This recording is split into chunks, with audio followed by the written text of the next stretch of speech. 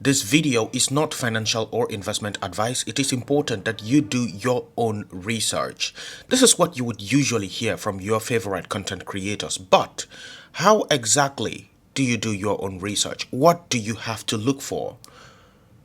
Let's explain. Now, I would advise that you like and save this video because it will go a long way to help you. You see, a big majority of people buy these coins and tokens without understanding how they work. They just hope that the investment goes up because they heard it from somebody. So in this video, we will understand how to actually look at them. You see, these are currencies. They are cryptocurrency. Now, you might be like, why am I emphasizing on currency? Because these are actually means of payment. You use these to pay for something. Except for meme coins, of course, which we'll come to later. So XRP is used to pay for something. BNB is used to pay for something. ETH is used to pay for something. So what you are actually doing is you are exchanging your fiat into another currency. So the first question you should ask or say have in mind before you buy another means of payment or say another currency is, what's the use of that currency? What's the use of XRP? What's the use of BNB? What's the use of ETH? What's the use of Cardano or ADA? ADA is the currency, Cardano is the network. So that immediately brings you to token or coin utility. Token is a currency that lives in another project's blockchain. Coin is a currency that lives in its own native blockchain. That's the difference between token and coin. So already we are in token or coin utility, just from understanding the basic fact that these are currencies. So what's the utility is what we should be asking ourselves. What is this used for? Now take ETH for example. One of its utilities is to pay for transaction fees on Ethereum. That's gas fees. So the next question now is, why would I prefer to use ETH rather than using something like Solana, which is faster and even cheaper? Why would I choose to use Ethereum? Why would everyone else choose to use Ethereum? Because it is in their usage of it that the demand for its coin will increase. When that demand increases, it will cause an increase in the price of its coin. So what we are looking at now is, why would a user prefer to use ETH over Solana, over Cardano, over Polkadot? So we are looking at Ethereum relative to its competitors. Why would someone choose to use Ethereum? To know that, we have to understand how Ethereum works. This brings us to how the project works.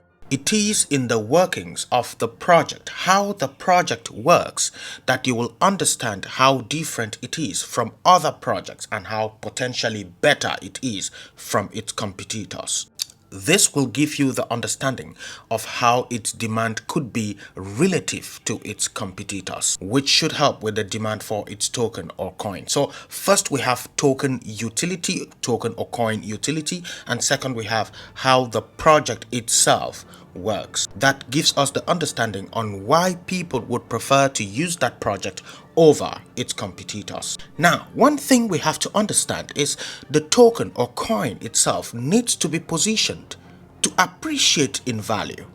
You might be like, what do I mean by that? Let's say, for example, that Ethereum has no maximum supply and it has a total supply of, say, 1 trillion tokens, 1 trillion coins in this case. And you have about 1% of that in circulation and a cliff vesting schedule for early.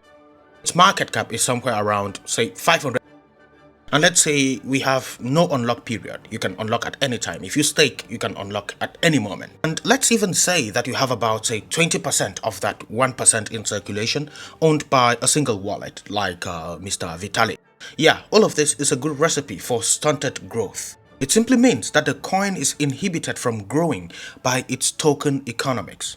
In this case, coin economics, coinomics, tokenomics, coinomics. But you get the point. So tokenomics is what you should be looking for next. How many of the coins are in circulation? Does it have a maximum supply? How many percent of the total supply do the top wallets hold? What was its ICO price? Like, what price did it start off from? And that will give you an idea of how much early investors are in profit. If they are in more than 100x profits, be careful, because in a bear market like this one, if they are allowed to unlock, they will most likely sell, which is why you should be looking for if the coin has a vesting schedule. If they do have, what type of vesting schedule is it? Is it a cliff or a linear vesting schedule? This is something which I've talked about already on this page, so swipe in here after this video. You also have to look for unlock period. If it is a coin that can be staked, how long do people have before they can unstake? This is a classic scenario with Cardano and say something like Polkadot. Cardano can be unstaked at any moment. So if you stake ADA now and the price goes up, you can rapidly unstake and come to sell,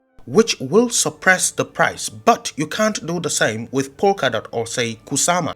Kusama has about 8 days unlock period and Polkadot has about 28 days if I'm not mistaken.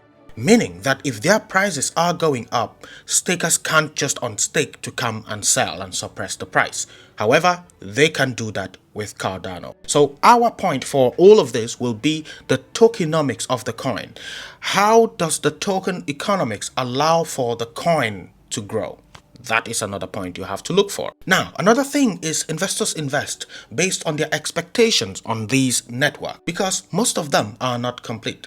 Bitcoin is complete, Dogecoin is complete, but most of them aren't. So most people invest in them based on their potential, what they will become. So you have to look at its roadmap. What milestones does it have to achieve? What will it become? Because that will affect its adoption and yes, affect its coin's price, which is what concerns you as an investor. So this is very basic. It's what you have to look for. It's a very, very important part of your research. There are other things that you could be looking for, like the founder, the team, and all of that. But this you cannot afford to not look at. And usually I do research on the founders, but who's the founder of Bitcoin? You know, like, who is he really? We do not know, but we trust Bitcoin. Why? Because we understand how Bitcoin works. Having more Bitcoin does not give you any power over the network. It is secured by everybody. If it was a proof of stake network and we knew for sure that Satoshi has about, say, 10% of the supply,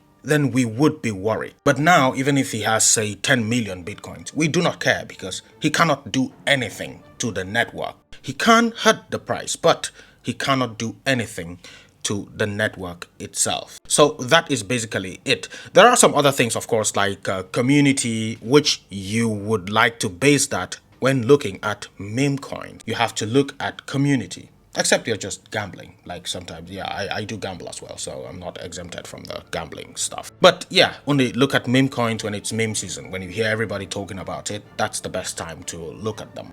Sometimes I would have theories, you know, like I would like to make a calculated decision. I don't just like to randomly gamble. I would even go as far as doing some analysis on meme coins, even though I know they do not work, but they work sometimes. So it does give me an edge over the regular person. Sometimes I would even have crazy theories, which you may have heard of one of my theories with Pepe. I'm still waiting for it to consolidate until September though, before I make my move, if it does validate my idea anyway. So yeah, I don't want to make this video too long. I think it's already too long. But if you did like the video, like it, save it, share it, or do whatever. Let me know what your thoughts are in the comments, and I will see you in the next video. Do not forget to follow the page for more.